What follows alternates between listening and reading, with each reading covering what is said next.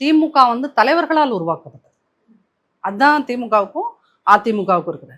இங்க வந்து புரட்சி தலைவருக்கு அன்னைக்கு வந்து ஒரு கூட்டம் இருக்கு இல்லையா, அந்த கூட்டம் இன்னமும் அதே மாதிரியான ஒரு ஸ்ட்ரென்த்தோட, அதே மாதிரியான ஒரு அபிமானத்தோட தான் கட்சியில் இன்னும் இருக்காங்க.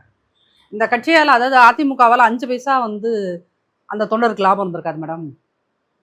1 பைசா கூட வந்து அவங்களுக்கு லாபம் இருந்திருக்காது. அவரு ஒரு மீட்டிங்க்கோ ஒரு பொதுக்கூட்டத்துக்கோ தன்னோட சொந்த பைசாவை போட்டு சொந்த காசுல வாட்டர் பாட்டிலை வாங்கி வச்சுக்கிட்டு ஒரு 20 கிலோமீட்டர் வந்து இங்கே சேர்ந்து டவுன் பஸ்ல ஏறி வந்து இங்கே இருந்துட்டு திருப்பி போவாங்க.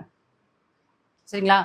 அந்த எமோஷனல் கனெக்ட் இருக்குல்ல, emotional connect with the leaders, with the party, அது இருக்குல்ல, அது நீங்கள் இந்தியா முழுக்க எங்கேயுமே பார்க்க முடியாது. அதுதான் இன்னைக்கு வந்து ஏடிஎம்கேவோட ஒரு மிகப்பெரிய ஸ்ட்ரென்த். அதாவது தலைவர்கள் வரலாம் போகலாம் யார் வேணாலும், சரிங்களா? அம்மா இந்த டைம்ல மறிச்சு போவார் அப்படின்றது யாரும் எதிர்பார்க்காத ஒன்று. சரி, அது ஒன்று அன்எக்ஸ்பெக்டட் ஒன்று.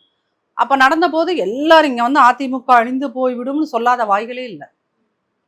அப்போ இதை தாண்டி நிற்கிது அப்படின்னு சொன்னீங்கன்னா, இதில் வந்து டிஎம்கே அந்த பெண் நிறுவனம் ஒரு நேரேட்டிவ்லாம் செட் பண்ணாங்க.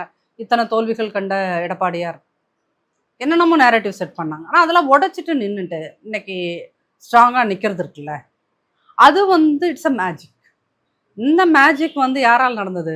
ஓபிஎஸ்ஸால் நடக்கலை, செங்கோட்டையனால் நடக்கலை, இல்லை இந்த கட்சியை விட்டு போன யாரோ அது வைத்தியலிங்கத்தால் நடக்கலை, ஜேசிடி பிரபாகரால் அது நடக்கலை.